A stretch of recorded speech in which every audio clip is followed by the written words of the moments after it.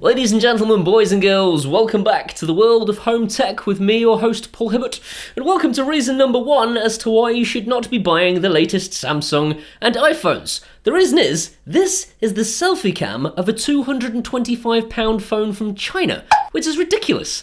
Just for comparison, here is my S7 Edge. Why am I comparing a brand new Chinese phone to a 2016 Samsung Galaxy S7 Edge, I hear you cry? The reason is that the S7 Edge is still £100 more than this phone. £100. So, it seems like a fairly unfair comparison to this phone, really. But either way, here are a whole bunch more reasons. Reason number two, the front-facing camera. So this one has a dual lens. One is 12 megapixels, one is 20 megapixels, and one lens deals with low light conditions and the other lens deals with normal light conditions. Over here, we have just one lens and it does 12 megapixels, so more megapixels? I don't believe in megapixels as a thing. I think it's nonsense. It's something that a marketing team came up with in around 1992 when someone went, what can we con the public with? I know, megapixels. That's nonsense. But the pictures speak for themselves. Over here you can see the Galaxy S7 Edge has produced this lovely picture. And it's great, it's fine, it is a nice picture, but it's slightly washed out compared to the My A2. This picture to me looks like it's got more depth of colour. I think there is more detail in the image. Contrast ratios are more exciting. Everything about it looks better for still images. Ironically enough, the one area that I think the S7 Edge wins out on is the low light level conditions, which is ridiculous because this thing has a separate lens specifically for dealing with that. Doesn't make sense to me, but that is the case and I'm not going to lie. So you can see the S7 Edge has no idea what it's doing with colour. The colour is completely out there. It's either completely underplayed or it's totally overplayed and there's no way of getting it right. What it does do though, better than the My A2, is at a distance you can make out images more clearly. The Fender logo on my amplifier, for example, is visible in the S7 Edge footage, but not so much in the My A2 footage, but it doesn't seem to make a difference once you're up close. So which one wins? It's up to you. But personally, I prefer the My A2 just simply because the colour and the contrast looks better. Antutu. Antutu scores to me are utterly meaningless. It's the performance of the phone that counts, but if you're into that kind of thing, here are the results. Basically, CPU, it wins. The My A2 is better at calculating things than the Samsung is. GPU-wise, it loses extremely heavily. What's the GPU for? It's for graphics processing. Now, I've played every game you could possibly think of that should test this thing to its limits, PUBG, etc. Not a problem.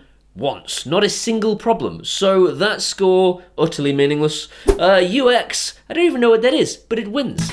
Memory, I know what that is, and it wins in that category by a long way. And I think that probably accounts for the reason that every now and again this thing doesn't respond when I want it to, and this thing so far in all the weeks that I've been using it hasn't stopped once. It hasn't taken a beat. It's been perfect. Some of that performance could be attributed to the fact that this thing is running Android 8.1 and this thing is still, for some reason Samsung, on Android 8.0. What are you doing? You are behind these guys.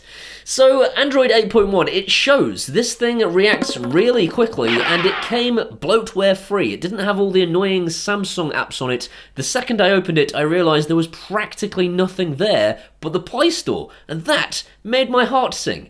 This is running Android 8.1, this is running Android 8.0, this is as up to date as Samsung will allow it to be right now. This thing wins. Battery life. Which phone are you going to take? The answer is this one. All day long, literally. I am a teenage girl when it comes to my phone. I am never off it. And the result is that I finish work and this thing really probably needs plugging in if I'm going out in the evening. Because otherwise, I go out in the evening and I get halfway through the night and Nisha can't get hold of me because it's dead. And she assumes, of course, that I'm cheating on her because all girls think that all men are cheating on them if they don't answer their phone. This, on the other hand, gets me right the way through till morning, right the way through till bedtime, whether I go out or not. So when it comes to numbers, this thing apparently has a bigger battery than this thing, and yet once again, that's not how it works, so ignore the numbers. Storage is a tricky conversation for me because I feel two completely different ways about it. Future me feels like this. I feel that storage is totally irrelevant now because I live in the future and cloud storage is the way forwards, and so it doesn't matter what's on the phone. I'll let him tell you all about his complaints though. I feel like I want upgradable storage to tide me over for the next few years, where I want to put loads of video on this phone because I'm an idiot and haven't bothered investing in cloud storage yet. So, which one wins? The answer is the My A2 still wins anyway because it has 128 gig of storage and this stupid thing only has 32 gig of internal storage and some upgradable storage that will take it to about 100 gig-ish. For me, bigger is always better, and I know that future me has just edited in Kenneth Williams to go, oh, matron, because that sounds dirty, but the My A2 has a much bigger screen than the S7 Edge. The thing is, and I have to be 1,000,000% honest with you, this is so much brighter than the My A2 is. You will not get this anywhere near the level of brightness.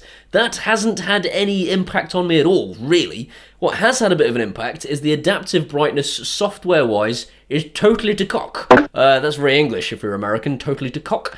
It's totally wrong. If I am in the dark, sometimes it's blinding me, and if I am in a bright situation, I find myself having to turn the brightness up sometimes. It's kind of a rare problem, it doesn't really get in the way of anything, but it's a bit of a shame. The S7 wins on that front, but I prefer the large screen of this, so make your own mind up. I resent talking about the look and feel of mobile phones because at the end of the day, which one is which? You don't know because I had to wrap them up in bubble wrap to protect them because they're so flipping precious. The problem with mobile phones is everyone thinks, what should we make them out of to make them nice and sturdy? I know, glass. What?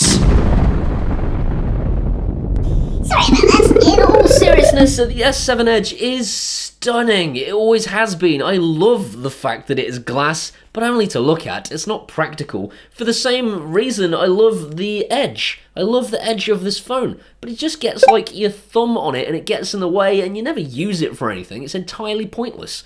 This thing is just all function and less pretty. It still looks pretty good. The camera sticks out a little bit further than it ought to on the back. The buttons are sensibly positioned, the fingerprint scanner is in a good place, it works really well, the fingerprint scanner, I should point out, and it's aluminium, and aluminium, okay, it's not glass, but it's still very nice.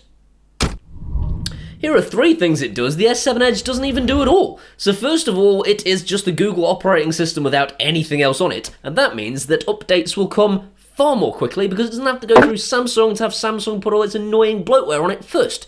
Amazing. Number 2, it has a dual SIM slot, which means I can put both my work mobile and my home mobile into the same phone and not have to carry around 2 phones. If you're a worker, like I am, and like to work, that's great.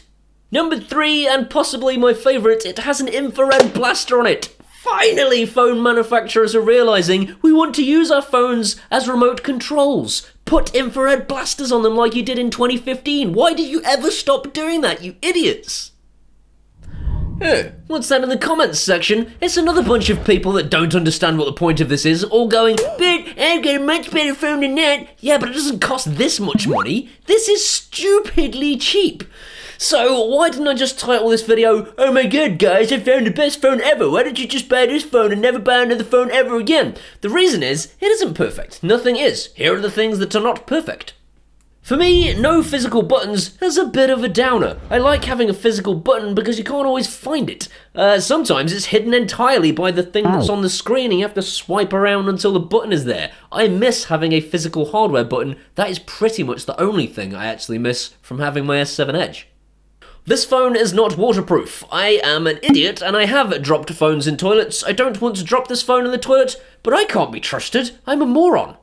The camera application on this phone is mental. Completely mental. It seems to have no idea where to focus when it is filming video. It is fine for still photos, but as soon as you switch to video mode, it goes crazy. This is not the case if you install Open Camera from the Play Store. That is completely free, doesn't have any adverts, works just fine. I would use that personally instead of their camera, and it's something that you've got to hope that Xiaomi are going to fix. I mean, they're a pretty big brand now, perhaps they should have a working camera application. It has no NFC on it, which sucks. That's a real shame, and if they'd stuck that in, this phone would be practically perfect. That will matter to a lot of you who like to pay for things with your mobile phone because you think you're a future person. Me, personally, I use a wallet to protect the phone anyway, so this is a phone wallet, and my cards are in it. I just tap my wallet on things, and it pays for stuff. Not a problem for me. Xiaomi obviously thought, why give people a headphone jack? That's just taking up loads of space. Even though they'll all want it, let's just not give it them. That sucks for me. I really like having a headphone jack on my phone. It won't matter to a lot of people, they'll just use Bluetooth headphones instead, or they'll use the supplied adapter. The problem is, I already explained to you, I'm an idiot, I will lose the adapter. You'll want to check that this phone works with your mobile network. This is really important. This has improved massively over the last couple of years, but phones coming out of China don't always work for 4G on certain networks. You can do a bit of Googling and you'll find that out. If you want to go to the description. The description contains links to go and buy this phone if you're interested in buying this phone, and also some links to some websites that will tell you, hopefully, if it will work with your mobile operator. I hope you've enjoyed this video. If you have, please give it a thumbs up. If you want to see some more of this guy, hit that subscribe button. And if you want to help support my channel, there are links in the description to both my PayPal and my Patreon to do all that good stuff. If you want to hang out with me, there are these things. You can go to any of those things and hang out with me, and I'll see you next time. And that is why I'm starting again. And honestly, the one thing the GPU is for, it doesn't seem to be Over here, there is one camera, and it is only 12 megapixels. So, more megapixels, more money. All day long. Don't use it for filming. This is the dance of the robot.